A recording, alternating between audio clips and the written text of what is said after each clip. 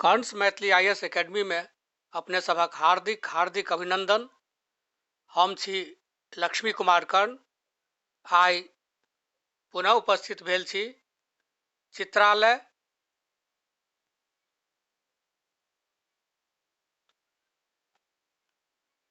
श्री बैजनाथ मिश्र यात्री रचित चित्रा एकर द्वितीय अध्याय आइ हमरा लोकनि जे छै से देखबै।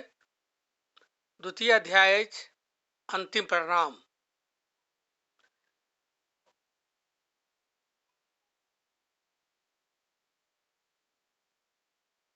अंतिम प्रणाम एकरा संबंध में सूचना दऽ दी। अपने लोग देखने हेबै जे ई काशी से लिखलखिन 1936 ईस्वी में। 1936 ईस्वी के ई रचना छै। अंतिम प्रणाम ओहि मन स्थिति में लिखल छै जय मन स्थिति में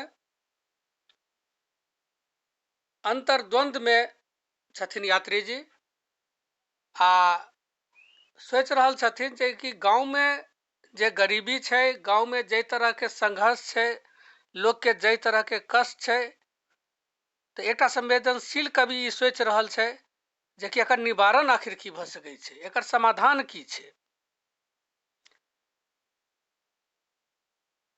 वही दुख के निवारण के लेल मिथिला के जे हिनकर गाम छनि तई में जे तत्कालीन समय में जे दुख छलै ओकर निवारण के लेल ई अपन गाम के त्याग करऽ चाहै छथिन आ निर्णय लऽ लेलखिन है जे कि गाम के हम त्याग कऽ के बाहर निकलबै आ एकर समाधान ताकऽ के प्रयास करबै जे एकर समाधान की हेतै जैसे एतुका आदमी के जीवन सहज सरल होय। ओकर आध्यात्मिक समाधान की हेतै, बौद्धिक समाधान की हेतै, आबा सत्तात्मक कोन तरह के की डेग उठायल जाए, कोन चीज के ललकारा देल जाए, कोन चीज पर में आंदोलन होय जे एतुका समस्या समाधान होय। आ दोसर आध्यात्मिकता के लऽ कऽ सेहो हिनका मन में तरह तरह के उठापटक चलि रहल छलैया। सनातनी तऽ छलखिन है, मुदा जै तरह के गरीबी आ जै तरह के संघर्ष के सामना कर रहल छलखिन है तो हुनका लग रहल छलै जे कि आखिर ओ देवता ओ भगवान हिनका सहयोग किया नहीं कर रहल छथिन, आखिर वो छथिनो कि नहीं छथिन। एहि सब तरह के हुनका भ्रमपूर्ण स्थिति भऽ गेल छलनि है। आ स्वाभाविक तऽ एहि स्थिति में नास्तिकता दिस हुनकर झुकाव हुअ लगलनि आ बौद्ध धर्म दिस हिनकर झुकाव भऽ गेलनि आ एतऽसँ निकलि कऽ भागि कऽ ओ जे छै से तकर बाद बौद्ध बनि जाइ छथिन। अपने लोकनि के अवगत हैत जे कि ई निकलि कऽ ओकर बाद जे छै से श्रीलंका सेहो गेल छलखिन है, ओतऽ किछु दिन रहि कऽ आ बौद्ध साहित्य सबके अनुवाद केने रहथिन। तिब्बत सेहो चलि गेल छलखिन है, ओतौ बौद्ध साहित्य के अनुवाद केने छलखिन है। हिमालय सेहो चलि गेल छलखिन है। वही मन स्थिति में ई घुमि फिर रहल छलखिन हन, मुदा शांति हुनका कतौ भेट नहीं रहल छलैया। तऽ ताहिसँ पहिलुक बात जे छै जखन ओ छोड़ि रहल छलखिन है बौद्ध बनयसँ पहिने गाम के, तऽ देखियौ ओहिठाम की कहि रहल छथिन ओ। हे मातृभूमि अंतिम प्रणाम, हे मातृभूमि अंतिम प्रणाम, माने हम घुरि कऽ आब नहीं आबी, अंतिम प्रणाम अछि।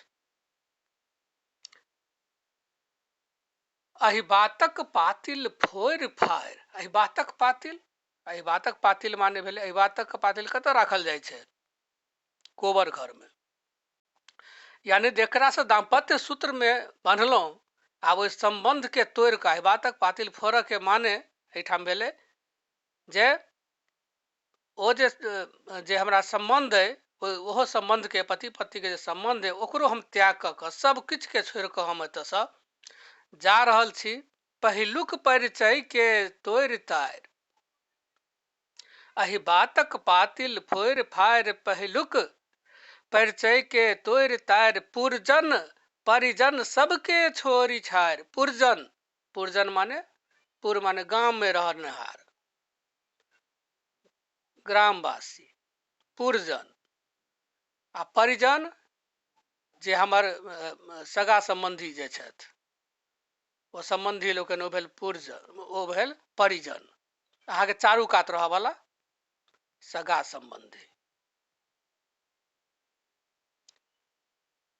तऽ पुरजन परिजन सबके छोड़ि छाड़ि हम जाय रहल छी आन ठाम माँ मिथिले ई अंतिम प्रणाम।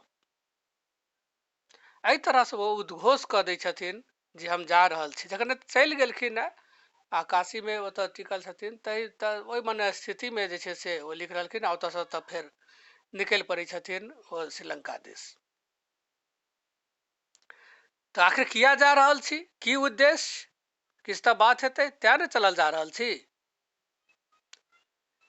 तऽ दुखो दधिसँ संतरण हेतु, आब अपन उद्देश्य एतऽ स्पष्ट कर रहलखिन हन, दुखो दधि सँ संतरण हेतु।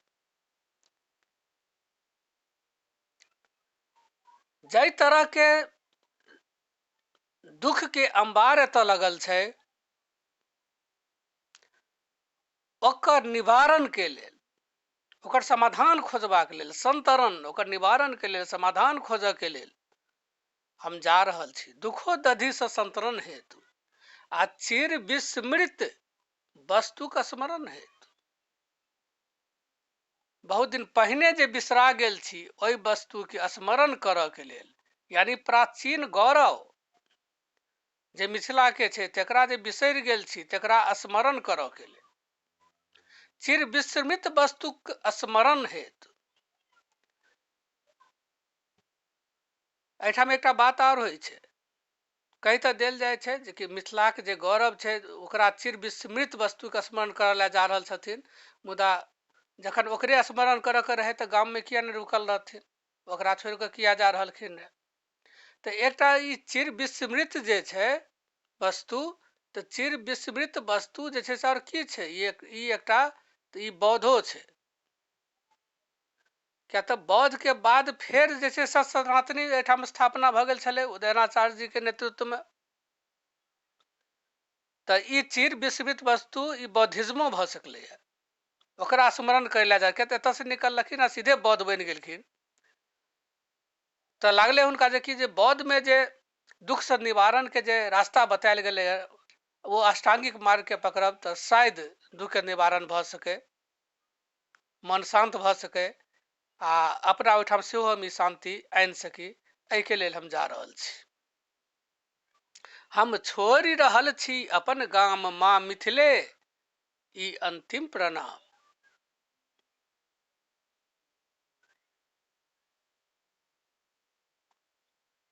माँ मिथिले ई अंतिम प्रणाम। अब ऐसा आगा देखल जाओ, कर्मक फल भोगथु बुढ़ बाप, कर्मक फल भोगथु बुढ़ बाप, हमटा संतति से हुनक पाप।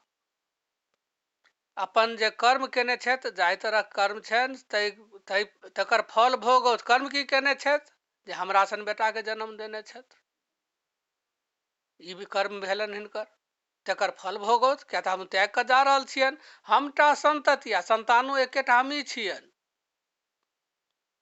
इहो हुनकर पापे भेलनि। ई जानि होइन जनु मन संताप, ई विचारि कऽ, ई जानि हुनका नहि होन, जनु होन मनस्ताप, मन में संताप नहीं होन। अनको बिसरक थिक हमर नाम, माँ मिथिले ई अंतिम प्रणाम। पिताजी के सेहो छोड़ि कऽ जा रहल छथिन, अपना मन के शांति दे के भेटे जैसा, जे हम पितृ ऋण नहीं चुका सकलहुँ है, ताहिके लेल एहि तरह के बात ओ एहिठाम लिख रहल छथिन, अपन करेज करा कऽ रहल छथिन आ विदा भऽ रहल छथिन। एहिठाम ई सेंस आबि रहल छै, कर्मक फल भोगत बुढ़ बाप, हमटा संतति से हुनक पाप। ई जानि होइन जनु मनस्ताप, अनको बिसरक थिक हमर नाम, माँ मिथिले ई अंतिम प्रणाम। आ इएह कारण भेल जे आगू जाकऽ अपन नामो चेंज कऽ लेने रहथिन, नागार्जुन अपन नाम रखि लेलनि। नागार्जुन बौद्ध सिद्ध एकटा छलाह, हुनकर रचना सबके अनुवाद करै छलखिन श्रीलंका में बैठ कऽ, तखने हिनका मनमे ई उपजल छलनि हेँ जे अपन नाम हमहूँ नागार्जुन रखी, हुनकासँ प्रभावित भेल रहथिन, अपन नागार्जुन राखि लेलनि। आ जे बादमे फेर बौद्धिज्म छोड़ि कऽ पुनः जे सनातनी बनला तऽ ओ नागार्जुन नामसँ हिन्दीमे रचना करऽ लगलै। अस्तु, ठीक छै, तऽ एतबे एकरा हम एतै विराम दै छी।